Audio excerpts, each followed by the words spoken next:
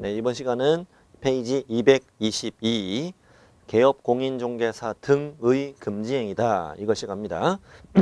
이 단어는 문제가 한 문제에 나오는데 양이 좀 많아요.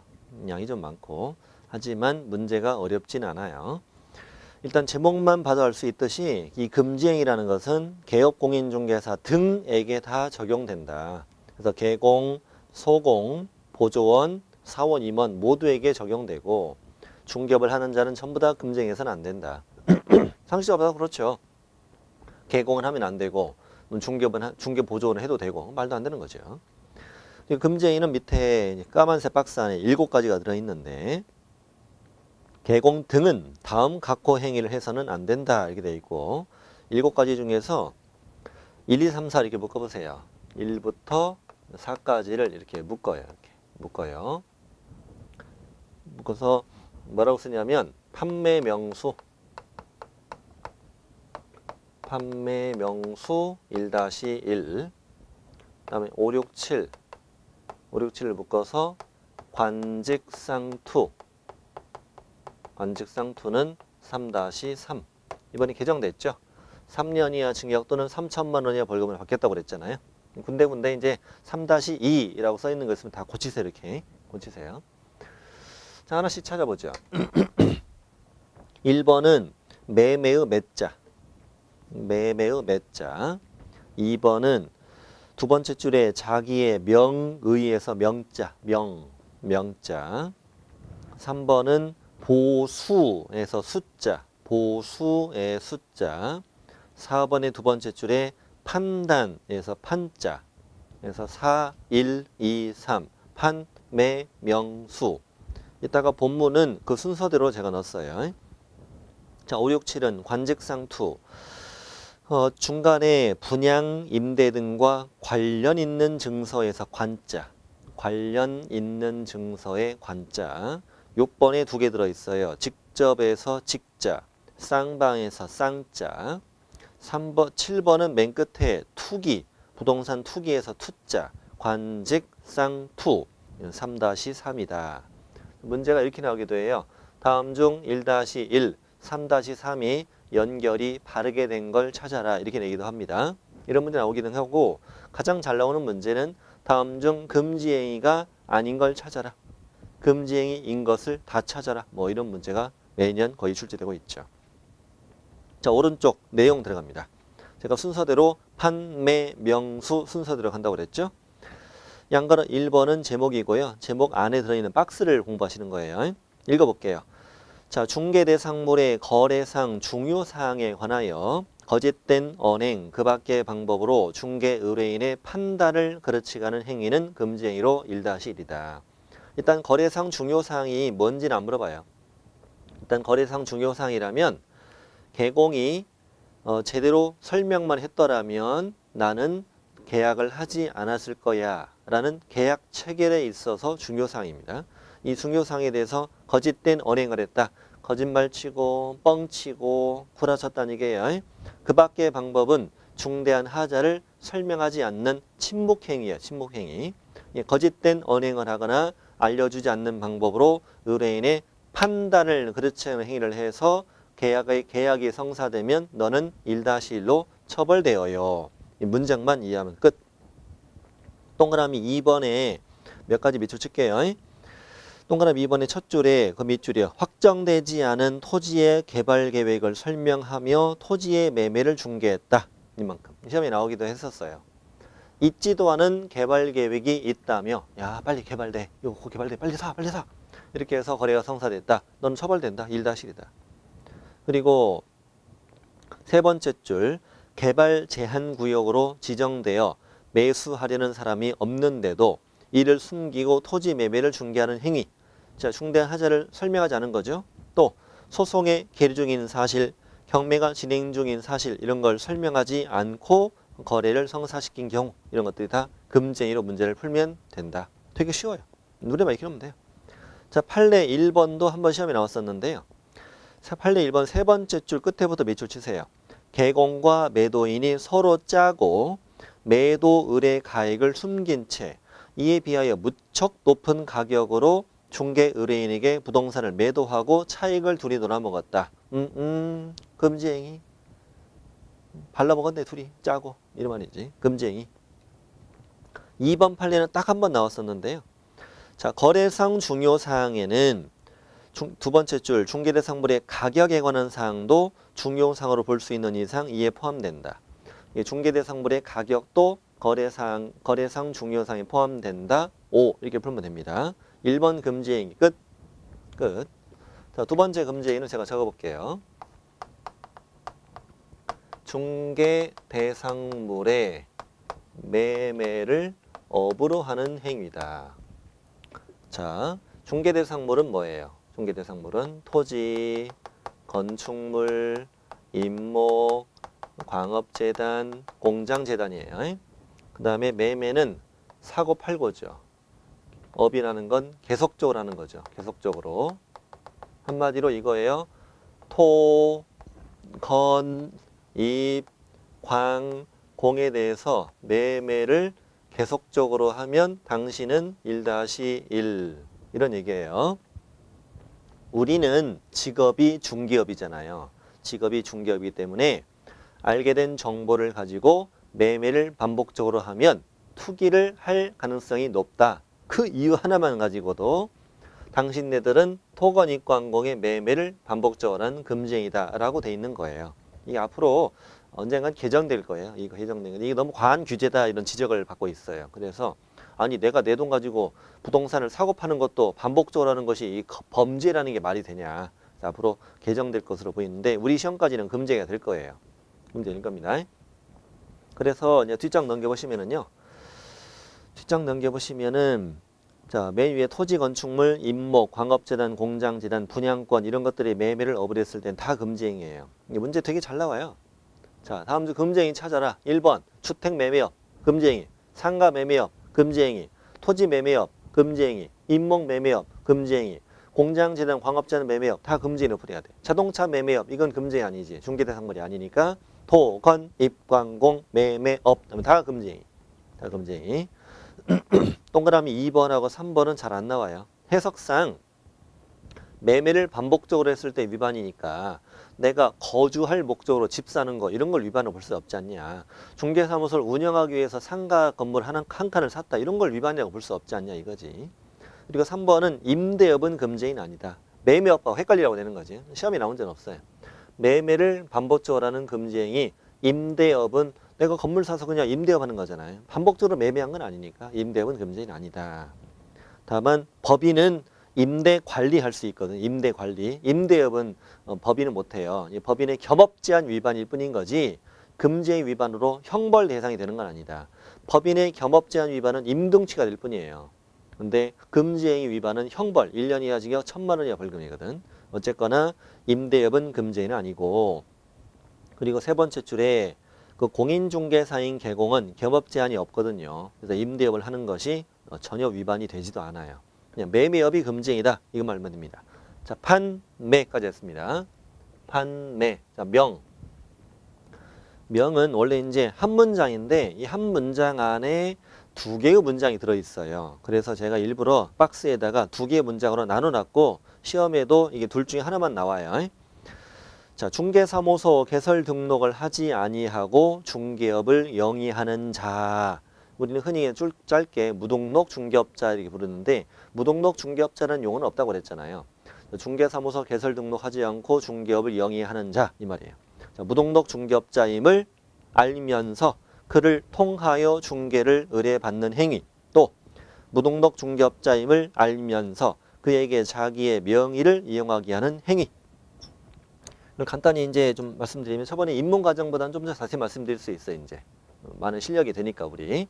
자, 이 자는 무등록으로 중개업을 하는 자예요. 자, 무등록으로 중개업을 하게 되면 형벌이 3-3이죠. 3년 이하 징역 3천 이하 벌금이 된단 말이죠. 무등록 중개업은 누구냐? 이렇게 당사자 간의 매매나 임대차를 계속적으로 도와주고 법비 받고 있는 사람이죠. 근데 요즘에 이 거래 당사자들이 얼마나 똑똑한지 몰라. 전부 다 인강 듣고 공부하고 있는 사람이에요. 공인중개사 공부하는 사람들이에요.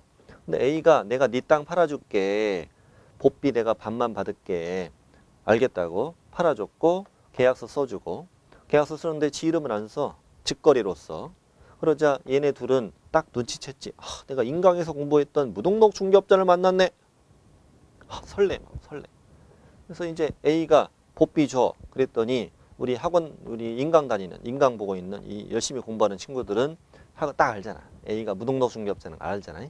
아니까 이제 사장님은 3-3이더라고요. 내가 배웠는데 복비 못 줘요. A가 공부해? 복비는 줘야지. 그래도 판례가 있죠. 판례. 똑똑한 친구는 무등록 중개업자와 거래 당사자 간에 체결한 보수 지급 약정은 무효이다. 좀 똑똑하죠. 저번에 공부했던 판례가 무등록 중개업자와 거래 당사자 간에 체결한 보수 약정은 무효다. 복비 못 받는다 이거지. 근데 A가 이제 당사자는 얘한테 뭐라고 하냐면 너 내가 무등록 중개업자인 거 알았지? 나 처벌되잖아. 이렇게 같이 처벌될까? 같이 갈까? 그랬더니 이 똑똑한 친구 판례가 있잖아요. 판례. 무등록 중개업자에게 중개를 의뢰한 거래 당사자는 공인중개사법 위반으로 처벌할 수 없다. 이것도 앞에 다 배웠던 거 판례. 기억 안 난다고요? 다시 공부하면 있을 거예요. 있어요. 이런 판례가 있습니다. 무등록 중개업자에게 중개해주세요 의뢰한 당사자는 공인중개사법 위반으로 처벌할 수 없다는 판례가 있다고. 다시 무등록 중개업은 몇 년? 3-3. 무등록 중개업자와 당사자 간에 체결한 보수 약정은 무효. 무등록 중개업자에게 중개 의뢰한 당사자는 중개사법 위반으로 처벌할 수 없다. 그러자 A는 이제 드디어 똑 떨어져 나갔지. 요즘에 다 너무 똑똑해. 그러면서 근처 개공을 찾아가. 개업한 지 6개월 됐는데 아직 한 건도 못했어. 손가락 알고 있어요. A가 찾아갑니다. 요즘에 많이 힘들지? 내가 거래 성사시켜서 데리고 올 테니까 사장님은 계약서만 써. 계약서만. 추운데 어디 돌아다니지 말고 계약서만 써. 7-3이야. 어때? 갑이 뭐래? 콜. 그랬다는 거지. 그러면 이 A 갑은 저자가 무등록 중개업자라는 걸 알아보라. 알면서 그를 통하여 중개를 의뢰받았잖아요. 의뢰받았으면 당신은 몇 년? 1-1. 또 그자에게 자기의 명의를 이용하게 했다. 판매 명수. 내 이름 팔고 다니면서 물어와. 우리 둘이 같이 하게. 이때도 1-1. 금쟁이다 이겁니다. 이 문장 그대로 내니까 그 눈에만 익혀두세요. 무등록업자임을 알면서 그를 통하여 중개를 의뢰받았다. 무등록 중개업자임을 알면서 그에게 자기의 명의를 이용하게 하였다. 무등록 중개업은 한자와 협력했다. 범죄 행위자와 협력한 죄로 너는 1-1 이런 취지입니다. 밑에 본문은 3-3만 수정하면 되죠. 3-3. 자, 판매명 했습니다. 자, 오른쪽 4번 갑니다. 4번의 박스 안에 사례, 증여, 그 밖에 어떠한 명목으로도 중개 보수 또는 실비를 초과하여 금품을 받는 행위, 이것은 1-1이다. 사례, 증여, 그 밖에 어떠한 명목으로도 중개 보수나 실비를 초과해 금품 받으면 1-1이라는 얘기 좀 간단하잖아요. 간단한데 양이 많아요. 우리 법에는 중개 보수 한도가 정해져 있잖아요. 정해져 있는데 중개 보수를 초과해서 받았다 1-1이라는 얘기지. 200 받아야 되는데 300 받았다고. 그럼 위반이 된다는 거지. 근데 문제는 자 이제 또 말씀드릴게 이거예요. 중개 보수를 이제 초과해 받으면 1-1인데 예를 들어 200 받아야 되는데 300을 받았다. 그러면 100만 원은 초과 부분이잖아요. 이 초과 부분이 유효이냐 아니면 무효이냐 라는 우리 법 규정이 없으며, 그리고 초과해 받지 마라는 것이 강행 규정이냐 아니면 단속 규정이냐라는 규정도 없다고. 없어서 판사님은 뭐라고 얘기하냐면 대법원까지 갔는데 이건 중개 의뢰인을 보호하고자 하는 취지로 볼 때 이 중개 보수 초과 금지 행위는 강행 규정으로 봐야 한다. 단속 규정이 아니라. 그러니 초과해서 받은 부분은 뭐다? 무효이다. 이렇게 돼 있는 판례죠. 판례. 거기 어디냐면은 반가로 2번에 동그라미 2번. 동그라미 2번인데 거기에 밑에 판례, 핵심 판례로 바로 들어가세요. 핵심 판례. 중개 보수 초과 금지 규정은 한도를 초과하는 부분에 대한 사법상 효력을 제한하는 강행법규에 해당한다. 이게 한 문장. 또 하나, 한도를 초과하는 보수 약정은 한도를 초과하는 범위 내에서 무효이다. 전부 무효, X입니다. 일부 무효. 우리 민법의 일부 무효 배우잖아. 이건 초과 범위 내에서 무효다. 한도만큼은 받아도 되는 거지. 다만 처벌은 별도지. 별도고. 동그라미 3번.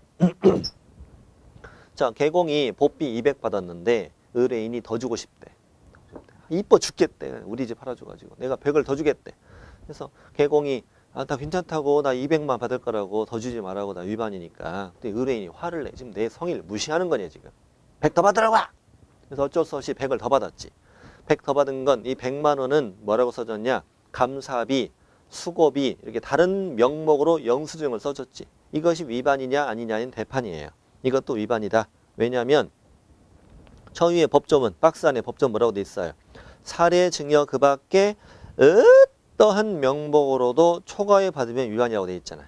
그러니 사례비, 감사비, 수고비, 목욕비 이렇게 받으면 다 위반이라고. 다 위반이라고. 심지어 선물 받아도 위반이냐? 자, 날도 추운데 내복 세트 받았다고. 위반이냐고. 위반이라고. 왜? 금품. 저 위에 박스. 한도를 초과하여 금품 받는 건 다 위반이다. 선물 받아도 위반이다라는 것이 맨 밑에 동그라미 3번. 3번. 쉽죠, 이거는. 지금까지 뭐 시험에 나왔던 선물들이 금 한 양의 행운이었을 나왔고 미술 작품도 나왔었어. 자, 동그라미 4번도 가끔 뜨는데 자, 중개 의뢰인이 미리 매도 의뢰 가격을 제시하고 이를 초과하여 중개가 완성되면 그 초과 부분을 보수로 취득하기로 하는 약정을 순가중개 계약이라고 해요.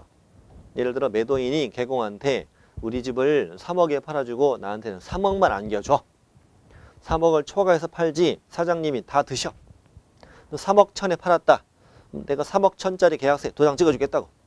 천은 사장님 드시라고. 이걸 순가중개 계약이라 한다고. 근데 계속 체크합니다. 이 약정 자체로 금지해야 되는 것은 아니다. 왜냐면 그 약정에 불과하잖아. 초과에 받은 건 받기로 초과돼서 판 부분은 보수로 받기로 합시다. 약정만 했다는 거지. 아직 결과가 안 나왔잖아요. 그 약정 자체로 위반은 아니고 초과해서 받은 경우에 한해서 금지가 된다. 이렇게 풀면 됩니다. 동그라미 5번에도 중요한 게 있어요. 이 중개보수 초과는 당연히 그 개공의 행위가 중개 행위에만 적용되는 거지. 그래서 세 번째 주제 분양대행. 이게 참 시험에 잘 나와요. 분양대행하고 받게 되는 보수는 중개보수가 적용되지 않으므로 금지 행위가 아닌 걸로 풀어야 돼요. 예를 들어 문제가 이렇게 나와요. 개공이 상가의 분양을 대행하고 중개보수를 초과하여 금품을 받은 행위. 금지 행위냐? 아니다. 이렇게 풀어야 한다고. 자, 판례. 1번 읽어보시고 자 2번 갑니다. 밑줄만 보시면 돼. 한도를 초과하는 액면금액의 유효한 당좌수표를 받았어요. 당좌수표가 뭐냐면은 통장 잔액 범위 아래에서 발행되는 수표예요. 이 사건은 실제 1억짜리나 받은 사건이에요. 수표를. 근데 수표 1억짜리는 한도를 초과하는 금액이었다고. 보비를 초과하는 금액이었다는 거지. 그러니 그 다음 밑줄. 그 수표를 교부받는 단계에서 곧바로 위제후 기수가 된다. 기수라는 건 미수의 반대말이에요. 미수는 범죄를 하려다 그친 거고 기수는 범죄가 성립된 거예요.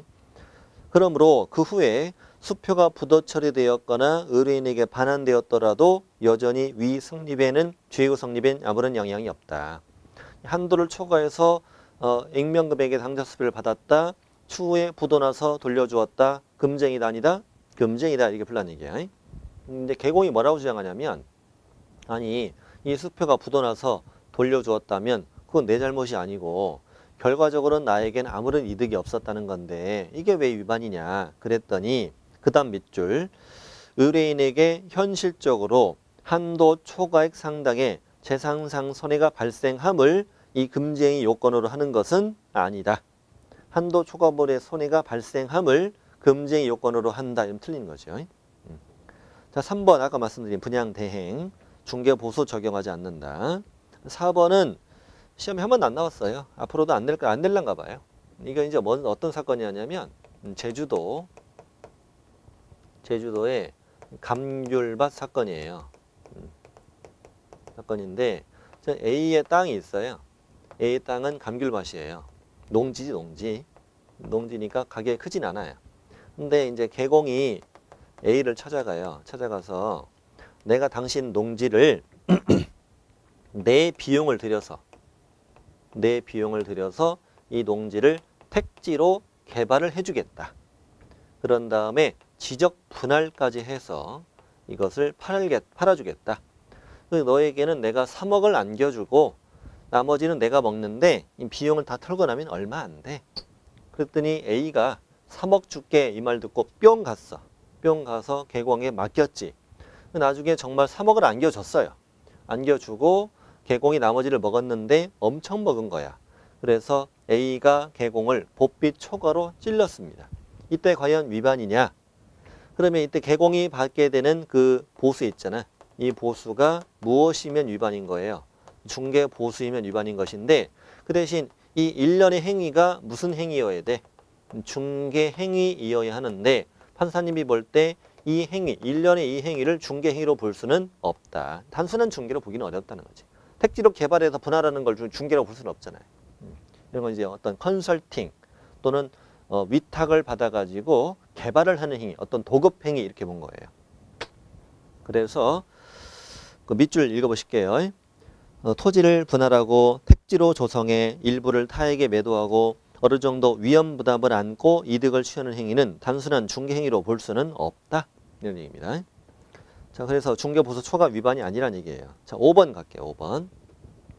5번은 이제 분양권인데 아파트 분양권. 좀 아셔야 되는 내용이 있어요. 이제 중개 보수는 중개 보수의 계산 공식은 다음 주에 배우는데 이제 거래 금액 곱하기 요율 이렇게 되는 건 상식적으로 이해되시죠? 자, 이 거래 금액을 이제 구하는 내용인데요. 자, 분양권일 때는 일단 총 분양가가 나오죠. 총 분양가는 3억이래요. 현재 계약금은 3천을 치렀대요.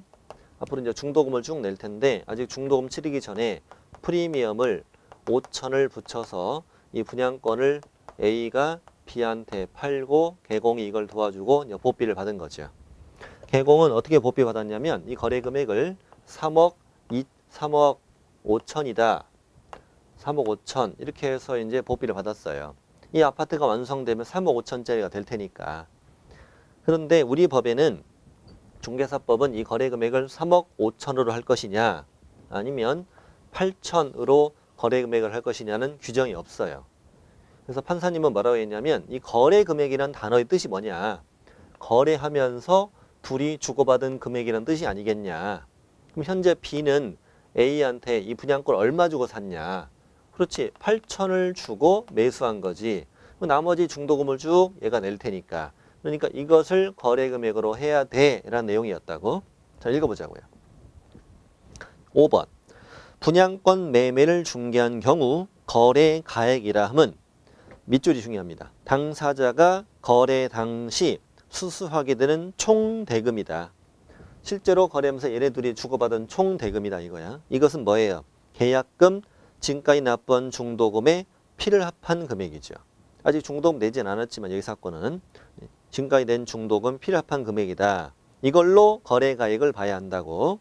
근데 장차 건물이 완성되었을 경우를 상정하여 오른쪽에 총 분양 대금과 프리미엄을 합산한 금액으로 거래 가액을 산정해야 된다는 너의 주장은 인정할 수 없다. 이렇게 하면 위반이란 얘기야 이게. 위반이다. 그랬더니 개공이 이제 뭐라고 주장하냐면 근데 저는요 이것이 분양권일 때 아파트 분양권일 때 현재 그 현장에 아파트가 존재하지는 않잖아 아직은. 그래서 나는 이것이 분양권이 주택이 아니라 주택 외인 것으로 착오를 했다. 주택은 많이 받아봐야 0.4, 0.5 정도 받아요. 근데 주택 외는 0.9를 받는 말이에요. 근데 마침 개공이 받은 금액을 0.9, 8천에 0.9로 했더니 개공이 받은 복비가 초과가 안 됐다는 거예요. 우연히도. 그래서 나는 이것이 주택이 아니라 먼 걸로 주택 외인 것으로 착오했다. 착오. 착오를 해서 더 받았다 이런 주장이에요. 근데 그 형법에는 이런 말이 써 있대요. 내가 한 행위가 어떤 법의 위반인지를 몰랐어. 근데 거기에 정당한 이유가 있어. 처벌하지 않는다 이렇게 돼 있대 형법에는. 근데 나는 이것이 뭐인 걸로 주택 외인 걸로 착오해서 더 받았어. 정당한 이유를 대잖아. 난 이건 주택 외인 걸로 착오했으니까 처벌하지 말아줘. 그랬더니 판사님이 뭐랬냐면 웃기고 자빠졌네. 자, 이 아파트 분양권은 이미 그 전에 판례에서 1980년대 판례에서 장래의 건물이라고 했다. 장래의 건물인 중개대상물이라 했다. 이 장래의 건물은 당연히 뭐야? 주택이지. 네가 이걸 주택 외라고 주장하는 것을 우리는 인정할 수 있다 없다? 없다. 이런 내용이에요. 그 다음 밑줄 보시면 돼. 그 다음 밑줄. 그래서 개공이 중개보수 산정에 관한 지자체의 조례를 잘못 해석하여 법에서 허용하는 금액을 초과해서 보수를 받은 것을 정당한 착오로 인정할 수 없으므로 여전히 위법하다. 문제가 어떻게 나온 적이 있냐면 개공이 지자체의 조례를 잘못 해석해서 초과해서 받은 경우는 처벌할 수 없다. X. 처벌된다. 개공은 지자체 조례를 올바르게 해석할 의무가 있다. 자, 6번.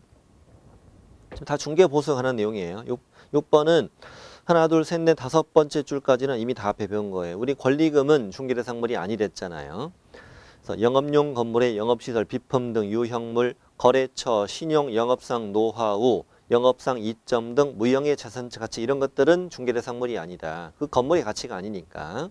따라서 권리금을 수수하도록 알선한 것은 중개행위에 해당하지 않는다. 따라서 중개보수의 한도액이 여기에 적용되지 않는다. 우리 권리금 알선에 대한 대가는 중개보수 적용이 안 된다고 그랬잖아요. 그래서 그 다음에 있는 내용이 뭐냐면요. 이런 사건이었어요. A는 토지 소유자예요. B는 상가를 임차를 하여 카페를 하는 사람이었는데 얘네 둘이 교환 계약을 하고 개공이 이걸 도와준 사건이에요. 뭘 교환했냐면 토지 소유권 또 임차권 가계 이거를 교환하는 걸 도와준 거예요.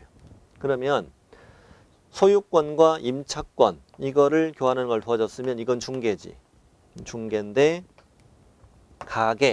가계를 얘한테 넘기고 이걸 도와주는 것은 이건 중개가 아니지. 이렇게 억지로 이제 분리시킬 수 있어요, 이게. 그래서 개공이 어떻게 받았냐면 복비 더하기 플러스 알파 이렇게 받은 거야. 이거를 합쳐서 받았어. 합쳐서 받은 걸 이 판례가 뭐라고 하냐면 포괄적으로 금원을 받았다 이렇게 얘기합니다. 중개보수와 권리금 알선 대가를 포괄적으로 받았다. 이것이 이 자체는 이제 중개보수 한도를 넘은 거지. 근데 이걸 위반으로 볼 수 있다 없다? 없다. 이 금액 가운데 어느 금액까지가 중개보수인지를 알 수 없으므로 이걸 위반으로 볼 수는 없다. 이에 관한 내용이었어요. 읽어보시면 되겠습니다. 아직 문제 나온 적은 없는데 별로 낼 생각은 없나 봐요. 자, 여기까지 우리는 판매 명수를 보셨습니다. 1-1. 이제 관직상투 3-3 들어갑니다. 지금 제가 하나도 안 빼고 꼼꼼하게 다 하고 있는 겁니다. 약간 속도가 빠를 수 있습니다. 이 부분은 속도가 빠르면 다시 들어보면 됩니다. 굉장히 이해가 잘 됩니다. 그러면 핵심만 딱딱 집어서 말씀드리기 때문에 그래요. 자, 5번 들어갈게요. 5번의 박스. 그 관계법령에다가 주택법이라고 쓰세요. 주택법이라고 고쳐서 나오진 않지만 해석상 주택법을 말합니다. 주택법에서 양도와 알선이 금지되어 있습니다. 근데 이것이 부동산의 분양이나 임대와 관련이 있는 증서입니다. 여기까지를 다 미주십니다. 관계법령에서 양도 알선이 금지된 부동산의 분양, 임대 등과 관련 있는 증서 통으로 다 미주십니다. 이만큼을 한 덩어리로 생각하시면 되거든요. 이것은 대표적으로 청약통장을 말합니다. 대표적으로 청약통장. 자, 부동산의 분양과 관련 있는 증서. 이만큼의 핵심 부분인데 이건 대표적으로 뭘 말한다고요? 청약통장을 말한다고요. 물론 주택법에서 이걸 청약통장이라고 하지 않죠. 입주자 저축증서 이렇게 불러요. 청약통장의 거래는 불법이잖아요. 예를 들면 내가 개공인데 청약통장 일수니까 몇 개, 한 10개 샀어. 50만 원, 100만 원 주고 사가지고 청약통장을 사가지고요. 이걸 이제 아파트 분양할 때 밀어넣고 그중에 아유 3개가 당첨됐네. 그럼 이제 통장 주인한테 축하해 당첨됐어. 빨리 분양 계약하고 내가 계약금도 내가 치러주고 그리고 이제 좀만 기다려. 나중에 팔면 연락 줄게. 이제 분양권을 피받고 팔았어. 팔면은 이거 팔렸어. 그럼 이제 분양권 매매하고 피받고 놀아먹는 거지. 아니면 내가 다 먹거나 이런 거죠. 통장 샀으니까 내가 이렇게 하면 투기 조장이잖아요. 이게. 투기를 가진 거니까. 그래서 이 부동산의 분양과 관련 있는 증서라는 것은 분양을 받을 수 있는 증서를 말하는 거야. 분양 아파트 같은 걸 분양받을 수 있는 증서. 대표 청약통장. 이것을 개공이 매매나 교환하는 걸 뭐 했거나 중개했거나 직접 매매업을 하면 당신은 3-3으로 처벌하겠다는 얘기예요. 이게. 부동산의 분양과 관련 있는 증서를 중개해도 3-3, 매매업해도 3-3이다.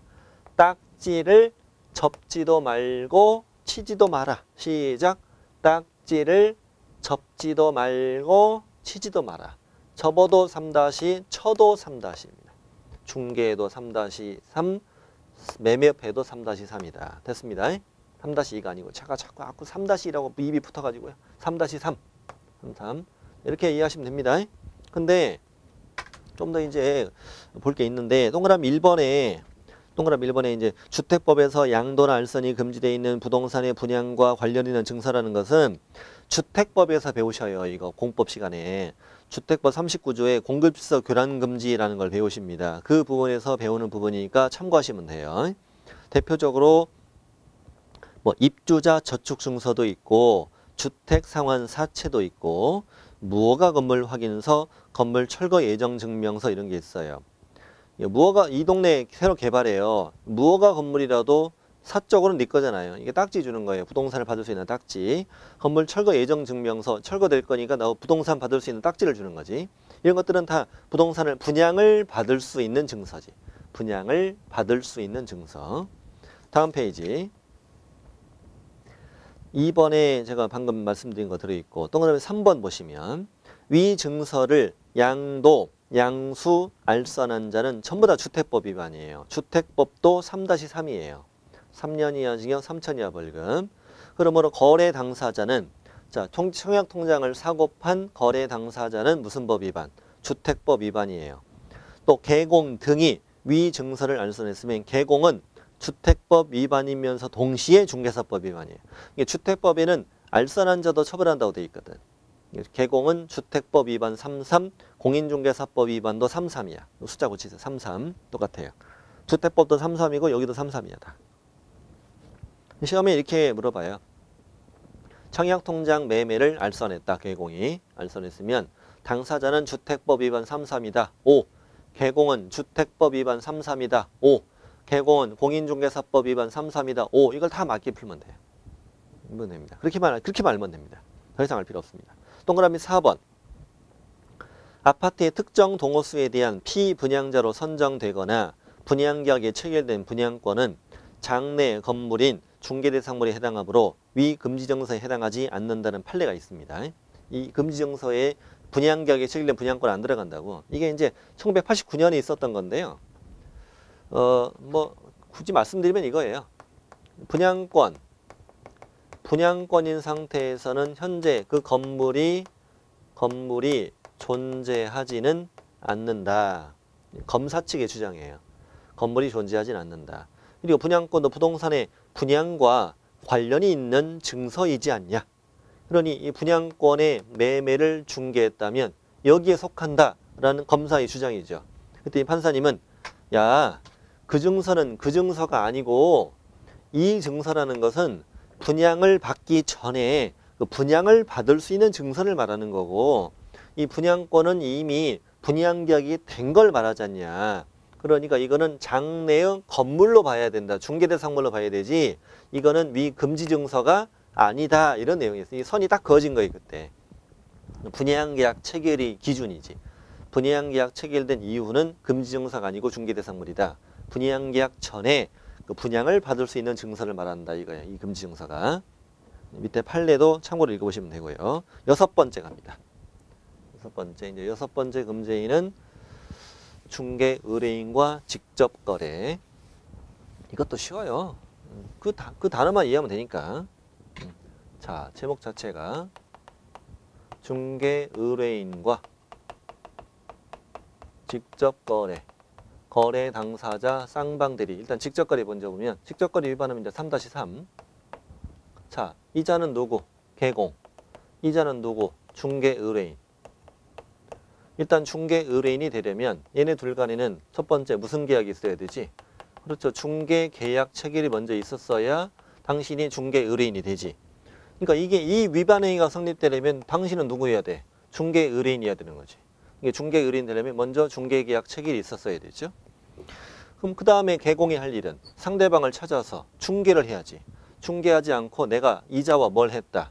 매매, 교환, 임대차 이런 계약을 직접 했다. 이건 다 위반이다. 이런 얘기지. 왜냐하면 매매만 금지하는 게 아니에요. 모든 거래를 다 금지한다고 문제를 풀어야 돼요. 한마디로 우리 집 팔아줘. 근데 내가 샀지. 집 좀 사줘. 내 거 팔았다고. 왜 사고 팔았겠어요? 남으니까 사지. 헐레 땅 100개 먹으려고. 내 이익을 위해서 사용할 테니까.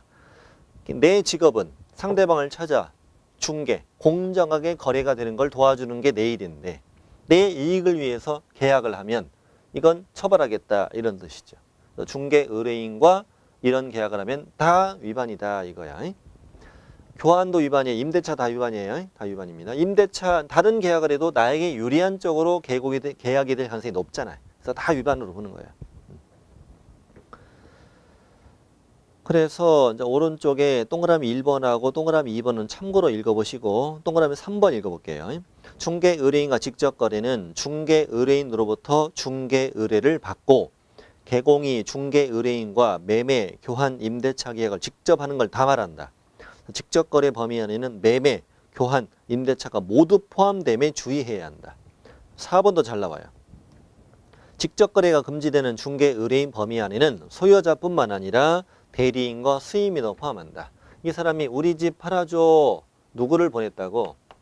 대리인을 보내서 이자와 계약을 했다는 거지. 이자와 매매 계약을 했을 때 이제 개공이 황당한 주장을 하죠. 이자는 뭐가 아니다.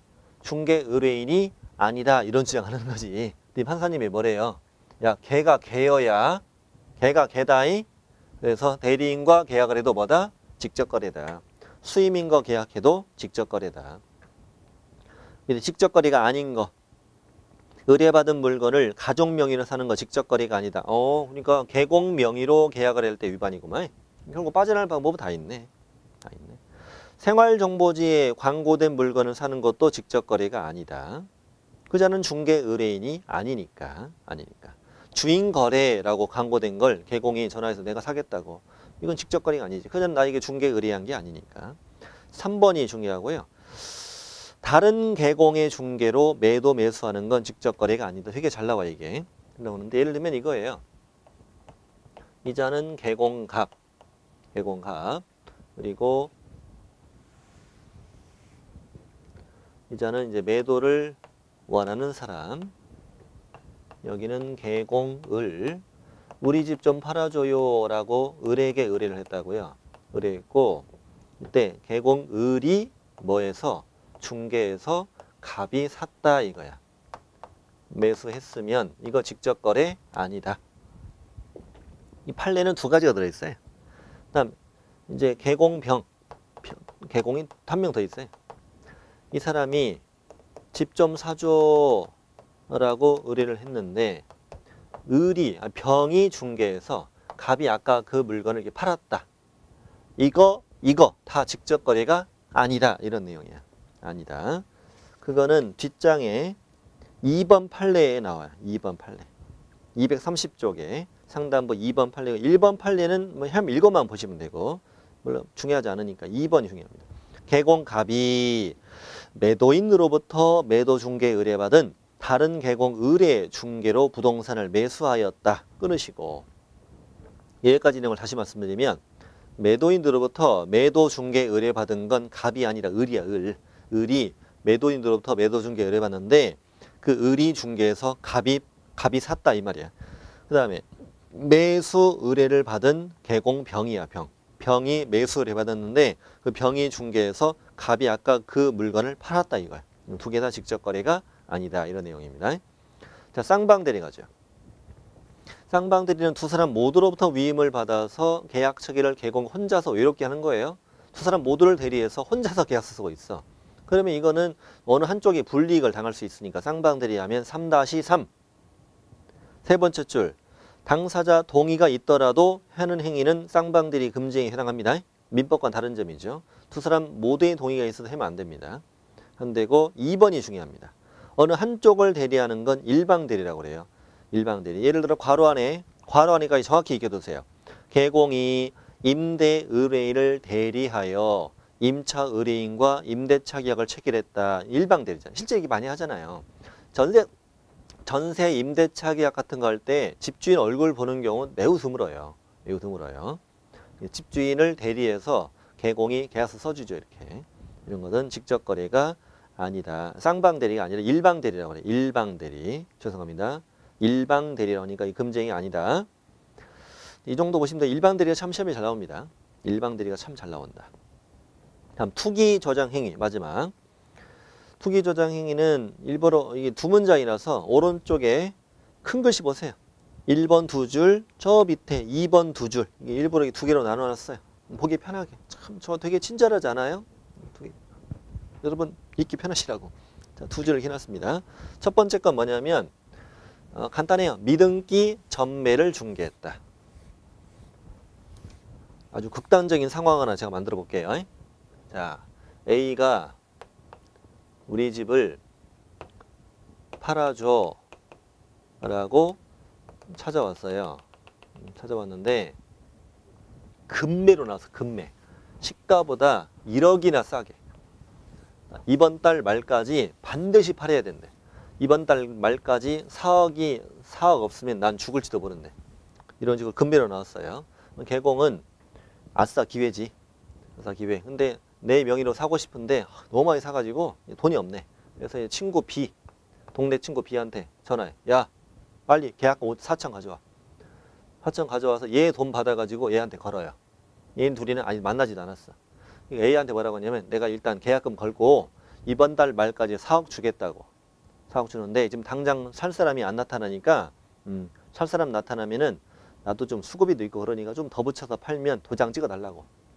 그래서 이제 개공이 C를 찾았지. C를 찾아서 4억에 팔아달라고 했는데 4억 5천에 살래? 그랬더니 사겠대. 그래도 싸니까. 이렇게 해서 이제 그때 얘네 둘이 만나. 얘네 둘이 만나서 이렇게 매매 계약을 체결하고 이러고 얘는 눈 딱 감고 여기에 도장 찍어주고 가운데서 둘이 얼마 먹어? 5천을 놀아먹는 거지. 그럼 결국은 B는 내 앞으로 뭘 하지 않고 등기를 하지 않고 되판 거나 마찬가지죠.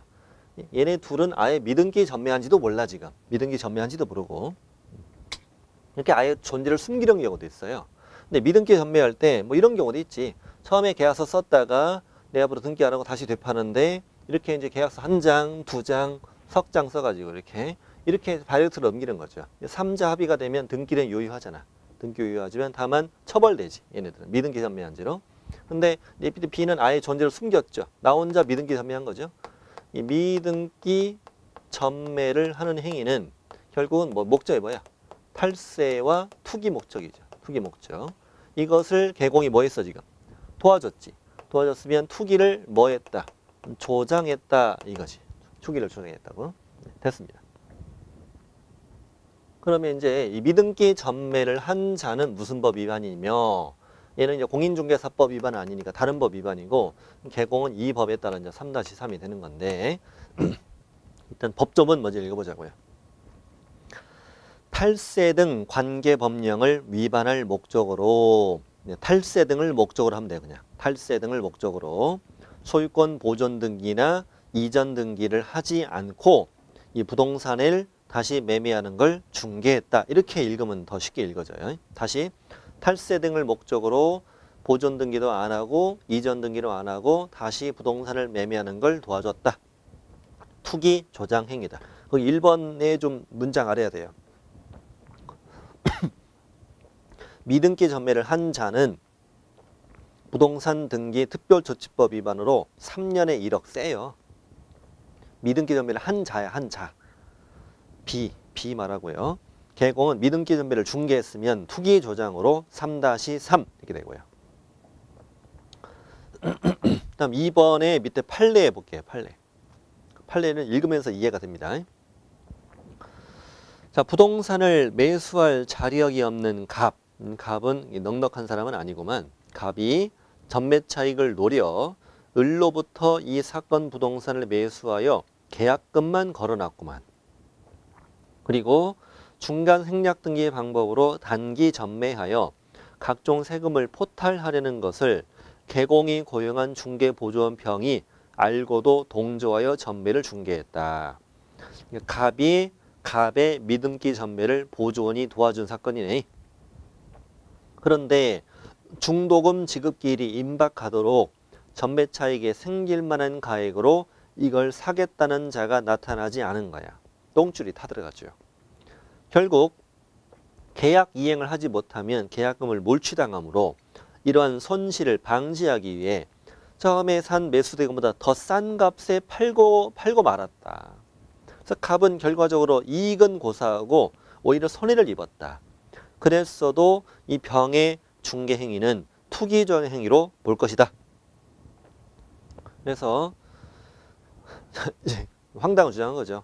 내가 얘 미등기 전매 도와줬는데 전매 차익이 전혀 없었다고. 오히려 손해를 입었다고. 내가 언제 투기를 도와줬냐고 손해를 도와줬지.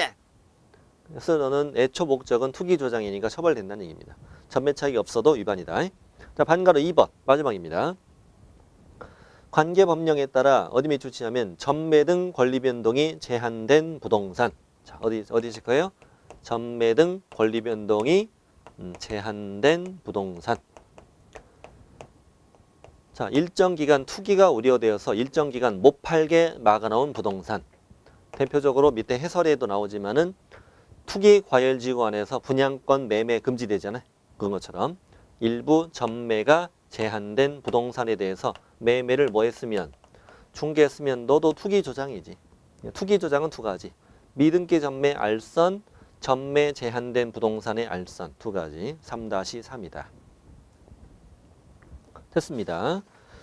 자, 다 했군요. 2번 이 파트를 마칩니다. 마치고 232페이지 저 밑에 3-2도 3-3으로 수정하시고 이번 시간 마치고 다음 시간 7절 공부하겠습니다.